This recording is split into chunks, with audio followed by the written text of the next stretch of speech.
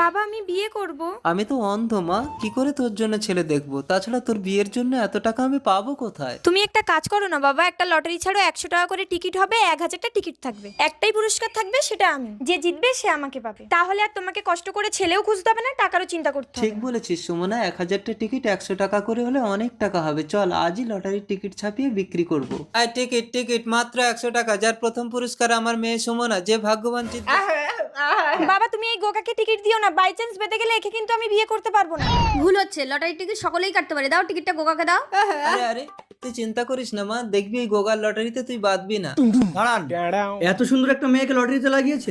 এই নিন, আমি টাকা দিচ্ছি, সমস্ত লটারির টিকিট আমাকে দিয়ে দিন। এতগুলো টিকিট যখন আমি নিয়ে নিলাম, তাহলে খেলার আর কোনো দরকার নেই। আপনার মেয়েকে আমি নিয়ে চলে যাচ্ছি। চলুন। দাঁড়ান স্যার, খেলা হবে। এর আগে উনি অনেক টিকিট বিক্রি করেছে। প্রধান ম্যাডাম, আমি দেখেছি আপনার স্বামীও কিন্তু এই টিকিট কিনেছে। আপনার স্বামীর টিকিটে যদি এই মেয়েটা বেঁধে যায়, কি হবে ভেবে দেখেছেন? আমি একজন পঞ্চায়েত প্রধান হয়ে কখনোই বেআইনি কাজ হতে দেবো না।